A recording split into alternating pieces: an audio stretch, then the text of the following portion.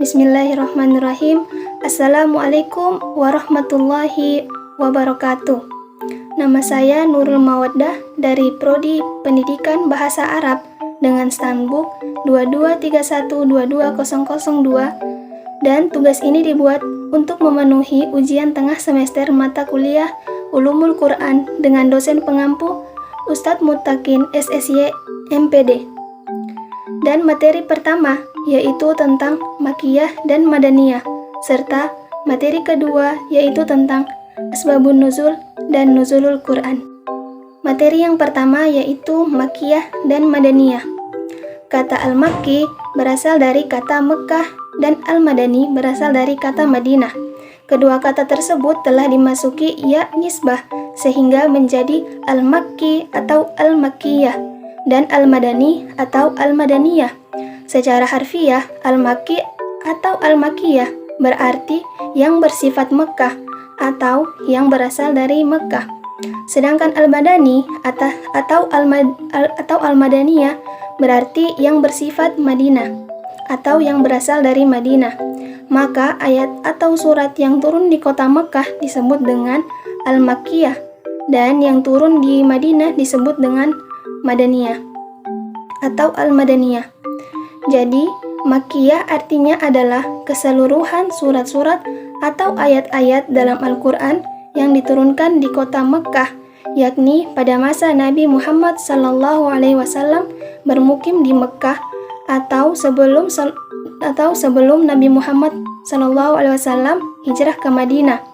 Sedangkan Madaniyah bisa diartikan keseluruhan surat-surat atau ayat-ayat dalam Al-Quran yang diturunkan di kota Madinah atau ba'dal hijrah. Jadi surat-surat atau ayat-ayat yang masuk dalam surat Madaniyah adalah surat-surat yang turun ketika Nabi Muhammad SAW sudah melakukan hijrah dari Mekkah ke Madinah. Secara istilah, Makkiyah dan Madaniyah berarti suatu ilmu yang membahas tentang tempat dan periode turunnya surat atau ayat Al-Quran, baik Mekkah ataupun Madinah. Ayat atau surat yang turun pada periode Mekkah disebut dengan ayat atau surat Makkiyah, dan ayat atau surat yang turun pada periode Madinah disebut dengan ayat Madaniyah.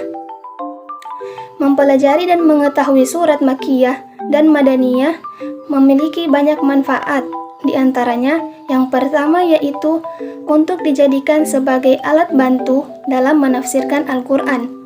Kemudian, yang kedua, meresapi gaya bahasa Al-Quran dan memanfaatkannya dalam metode berdakwah menuju jalan Allah Subhanahu wa Ta'ala. Sebab setiap situasi mempunyai bahasa tersendiri. Yang ketiga yaitu dapat mengetahui sejarah hidup Nabi melalui ayat-ayat Al-Quran, sebab turunnya wahyu kepada Rasulullah sejalan dengan sejarah dakwah dengan segala peristiwanya, baik pada periode Mekkah maupun periode Madinah. Sejak permulaan turun wahyu hingga ayat terakhir diturunkan. Ciri-ciri Makkiyah dan Madaniyah. Yang pertama yaitu ciri-ciri surat Makkiyah. Yang pertama, mengandung ayat-ayat sajadah. Yang kedua, terdapat lafaz kalla. Kemudian yang ketiga, di dalam surat-surat Makkiyah terdapat seruan dengan kalimat ya ayyuhan nas yang artinya wahai manusia. Dan yang keempat yaitu ayat-ayatnya mengandung tema kisah para nabi dan umat-umat terdahulu. Yang kelima yaitu ayat-ayatnya berbicara tentang kisah Nabi Adam dan iblis kecuali dalam surah Al-Baqarah. Kemudian yang keenam yaitu ayat-ayatnya dimulai dengan huruf-huruf terpotong atau huruf at-tahajji seperti alif, lam, mim, dan sebagainya, kecuali surah Al-Baqarah dan Ali Imran, sedangkan untuk surah Ra'd masih diperselisihkan. Kemudian yang kedua yaitu ciri-ciri surah Madaniyah. Yang pertama, mengandung ketentuan faraid dan had. Yang kedua yaitu mengandung sindiran-sindiran terhadap kaum munafik kecuali surah Al-Ankabut. Yang ketiga, mengandung uraian tentang perdebatan dengan ahli kitab. Dan materi yang kedua yaitu tentang Asbabun Nuzul dan Nuzulul Quran. Asbabun Nuzul secara etimologi terdiri dari kata asbab dan an-nuzul. Kata asbab merupakan jamak dari kata sababa yang artinya sebab-sebab. Sedangkan an-nuzul artinya yaitu turun. Yang dimaksud asbabun nuzul di sini adalah ayat Al-Quran. Jadi, asbabun nuzul adalah suatu peristiwa yang menyebabkan turunnya ayat-ayat Al-Quran, baik secara langsung atau tidak langsung. Dengan kata lain, fenomena yang melatar belakangi terjadinya sesuatu dapat disebut asbabun nuzul. Namun, dalam hal pemakaiannya, ungkapan asbabun nuzul khusus digunakan untuk menyatakan sebab yang melatar belakangi turunnya Al-Quran, seperti halnya asbabul wurud secara khusus digunakan bagi sebab-sebab terjadinya hadis. Sedangkan secara terminologi, menurut As-Salih, mengartikannya sebagai sesuatu yang menjadi sebab turunnya sebuah ayat atau beberapa ayat, atau suatu pertanyaan yang menjadi sebab turunnya ayat sebagai jawaban, atau sebagai penjelasan yang diturunkan pada waktu terjadinya suatu peristiwa. Memaknai nuzulul Quran, lafaz nuzul secara bahasa berarti menetap di suatu tempat atau turun dari tempat yang tinggi. Kata kerjanya adalah nazala yang artinya dia telah turun.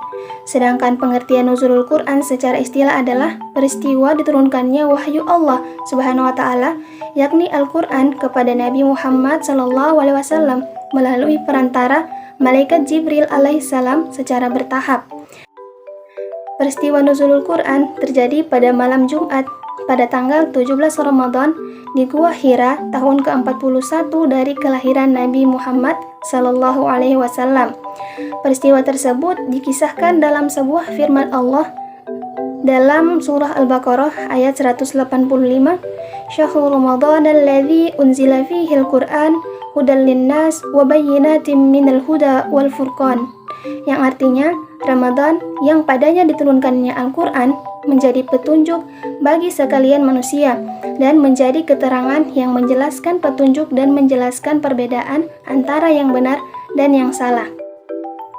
Pada dasarnya, hikmah diturunkannya Al-Quran secara bertahap yaitu untuk menguatkan hati Nabi Muhammad SAW, kemudian untuk menentang orang-orang kafir yang mengingkari Al-Quran, dan juga supaya mudah untuk dihafal dan dipahami,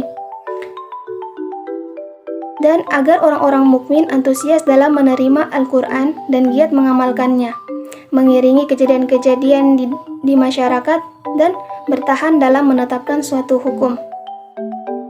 Sekian presentasi dari saya akhiri. Wassalamualaikum warahmatullahi wabarakatuh.